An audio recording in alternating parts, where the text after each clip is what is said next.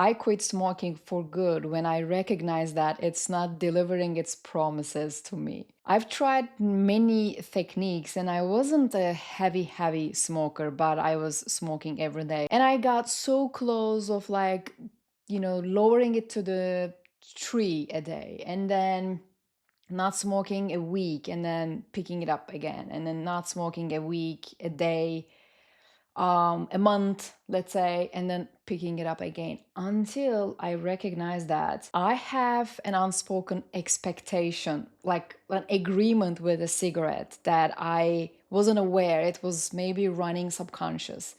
And the moment I recognized that, it was the day that I said, I'm gonna finish it all, this pack, and then the next morning, that's it. I'll be done with it. I'll say goodbye to my smoking identity. And now I'm smoke free for like, I don't know, more than 4 years or something. We have this agreement, a silent agreement with a cigarette, and we put a lot of responsibilities on a cigarette that a cigarette, no one, nothing can actually deliver. And that expectation that I put on a cigarette was to change my life. Like I was smoking in between meetings, and I kind of treated it as like a treat in between the meetings when I complete something, or like a starting point. Okay, I'll start when I finish that cigarette. I also think that when I smoke, something's gonna magically change in my life, because in that moment life is on pause. You're not thinking about anything necessarily, or you're just giving yourself a time, a break from life and life's problems and all, and you kind of get that, okay, after that things will be better for me. Silently, this is how I felt actually. Like something's gonna change when I finish that cigarette. Something's gonna start anew. It's gonna be like a fresh start after that cigarette. What I found in the cigarette was something that I needed to put a light on in order for me to quit. So I am trying to bring this into your attention as well, so that maybe you can sense that tendency in you. And when you break that cycle, that, oh, nothing is actually changing when I finish that cigarette. Yes, I start with a high expectations, high hope that I'll feel better, I'll feel different, I'll start when I finish. Well, I don't have to think anything right now. Life is on pause. It's almost like your safe space when you're smoking. um I'll come in a minute when I finish, or whatever it is, like a companion, like a promise that you give yourself.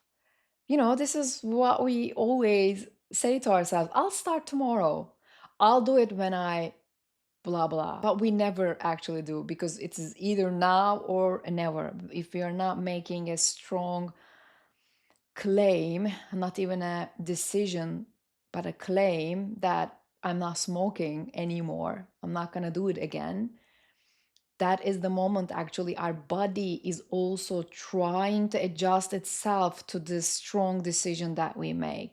And smoking was for me, and the trick was, oh, I'm fooling myself. Nothing is actually changing in my life when I smoke. I should be stop fooling myself every time that I wanted to pick one up, light one up. And if it's gonna help you afterwards, of course, it's a process that you need to commit to every day for a while. I'm not gonna make that decision again. I'm not gonna make that decision again. And try to remember this decision. It's not helping me. Nothing's gonna change. Nothing's gonna be different in your life. Right now, you're not smoking, and once you lit up and finish it, nothing's gonna be different in your life. This is false hope. When I burst that bubble, the bubble that I probably created for some reason, in some way, it was it. I was smoke free. At least I made that decision, and I remembered that decision every day for the upcoming, I don't know, for the upcoming maybe weeks. It only took weeks. I continued my normal routines. Like I used to have my morning coffee by the window and have my smoke for a while. I continued having my morning coffee by the window without a cigarette. And then it became like, today it's pretty cold. I don't have to, I mean, I can stay inside this today. And then with the friends gathering, I didn't avoid anything, by the way.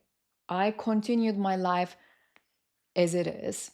I know some people, they avoid going into social places, like having their morning coffee because they think that they would, the coffee would make them remember the companion, the other companion, which is the other companion of coffee, which is the cigarette. I never avoid anything. In fact, and especially, I continued my life as it is, but with a different identity. Like I am not a smoker anymore, kind of identity. Every time I felt this urge, I remember this decision. I know in Dr. Joe Dispenza's work that he says that people remember the moment so clearly, the moment when they make a certain decision. That's it. I'm not going to do it again. That's it. I will do it again. I will do it every day. That's it. Blah, blah, blah. He says that that moment is so strong emotionally, physically. It's like so charged that the body also remembers what it felt during that decision when it made that decision. So for me as well, anytime I feel like picking it up again, I said, hey, nothing's gonna change in your life. This one thing will not make any change. So it's not gonna help you. So why not spend time on something that is not gonna help you, that you know that it's not gonna help you at all? Why not try to find another way to make yourself happy, to make yourself feel like you're accomplishing things, to make yourself think that, yes, you are worthy of a break, like maybe, or like whatever it is, whatever the feeling that you associate with smoking. When you understand that, okay, it's not working, the deeper reason is like, I don't feel worthy, I feel frustrated with my life, and whatever it is, like you need a break and all, you need a companion, whatever it is. When you know that something is not working, you at least give yourself an opportunity to work on something that may actually work for you to overcome that feeling. Well, thank you for sticking till the end. I hope you enjoyed this content and I hope you found some valuable insights that might help you in your own journey. If you have some questions about the mindset shift that you're about to make or you want to make, and about this journey of going smoke free, you can drop it in the comments. And they say that if for certain people they may have this addiction to nicotine rather than smoking. So if you suspect that you are someone like that, then you may need to check with a professional.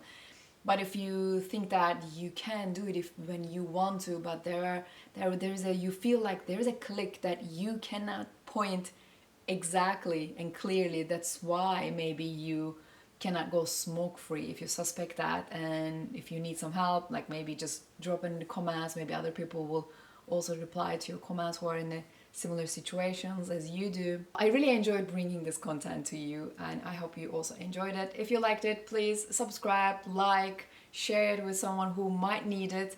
Until next time, I see you. Please take care and lots of love.